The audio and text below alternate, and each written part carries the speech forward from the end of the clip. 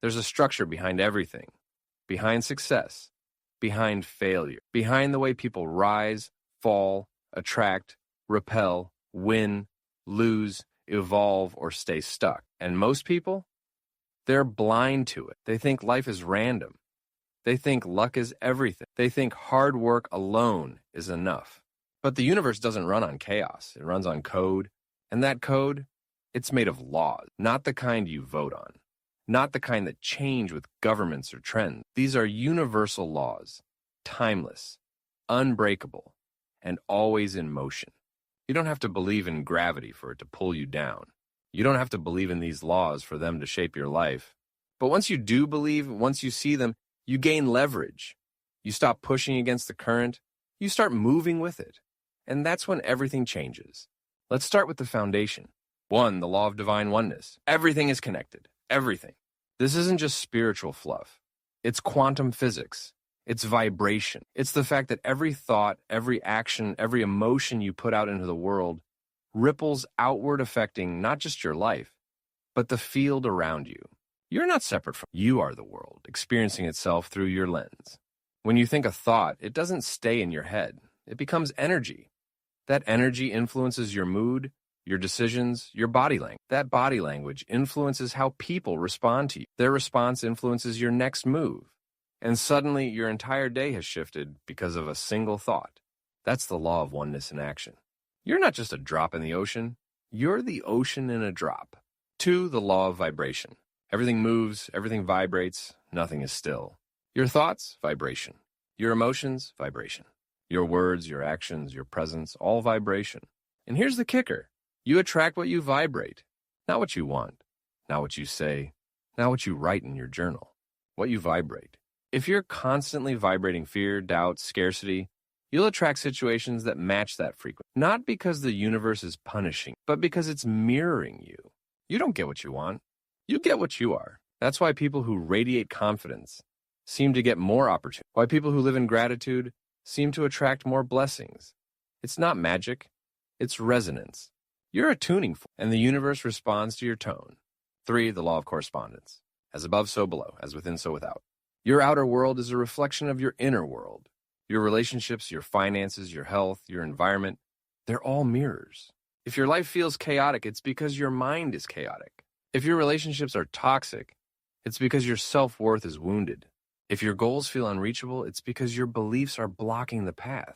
You can't fix the outside without fixing the inside. You can't change your results without changing your patterns. This law is brutal because it forces you to take responsibility. But it's also liberating because it means you're not a victim. You're the architect. Change your mind, change your world. 4, the law of cause and effect. Nothing happens by accident. Every action has a reaction. This is the law that separates the dreamers from the builders. You want success? There's a cause for that. You want peace? There's a cause for that. You want love, wealth, freedom, impact? Every single one has a cause. And if you're not getting the effect you want, it means you haven't activated the right cause. This law doesn't care about your intentions. It cares about your actions.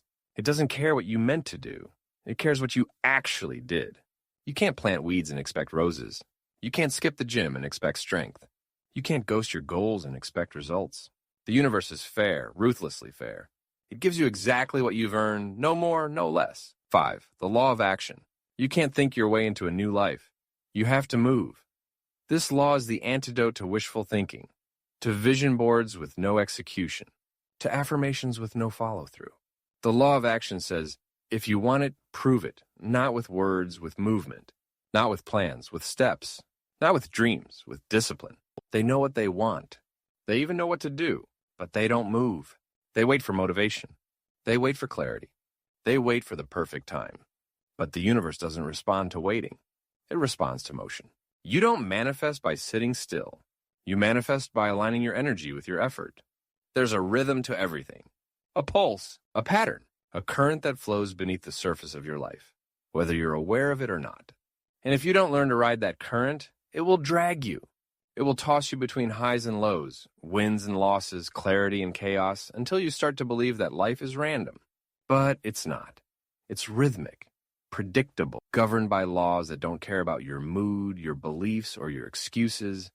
They just operate. And if you don't align with them, You suffer, not because you're cursed, but because you're out of sync. Let's pull back the curtain. 6, the law of polarity. Everything has an opposite, and both are necessary. Light and dark, hot and cold, success and failure, confidence and doubt. Every experience you have exists on a spectrum, and the only reason you understand one is because you've felt the other. You can't know joy without knowing pain. You can't appreciate peace without having lived through chaos. You can't recognize growth unless you've tasted stagnation. This law isn't here to punish you. It's here to teach you contrast, to give your life texture, to help you calibrate your direction. When you feel stuck, lost, or broken, it's not the end. It's the polarity that makes clarity possible. It's the darkness that sharpens your hunger for light. And once you understand this, you stop fearing the lows. You start mining them for wisdom, for fuel, for direction. Because the opposite of what you want isn't your enemy, it's your compass. 7, the law of rhythm. Everything moves in cycles, nothing stays the same. There's a tide to life, a swing, a pendulum. And if you don't learn to move with it, you'll drown in resistance. There will be seasons of expansion where everything flows, where ideas come fast, where winds stack effortlessly. And there will be seasons of contraction where nothing seems to work, where doubt creeps in, where progress slows to a crawl. Both are necessary. Both are sacred. The mistake most people make is trying to force summer energy in the middle of winter. They panic when things slow down. They think something's wrong. But nothing's wrong. The rhythm is just shifting. You're not supposed to be on all the time. You're not supposed to be in constant growth. Even the moon disappears. Even the ocean pulls back before it surges forward. The key is to honor the rhythm, to use the highs to build, and use the lows to reflect, refine, and prepare. Because when you stop fighting the rhythm, you start flowing with it. And that's when life gets powerful. 8, the law of perpetual transmutation of energy. Energy is always moving, always changing, always becoming. Nothing stays static, not your thoughts, not your emotions, not your circumstances. Everything is in motion, either evolving or decaying. And here's the power in it. You can change your reality by changing your energy. You can take fear and transmute it into courage. You can take pain and transmute it into purpose. You can take failure and transmute it into fuel. You're not stuck with the energy you woke up with. You're not doomed by the mood you're in. You're not defined by the past you carry. You are an alchemist, a transformer, a conductor of frequency. And the moment you decide to shift your energy through movement, through breath, through thought, through action, you begin to reshape your world. This law is the reason people can rise from rock bottom. It's the reason healing is possible. It's the reason reinvention is real. Because energy doesn't die. It just changes form. And you are the one who decides what it becomes. 9, the law of compensation. You are always being paid. The question is, for what?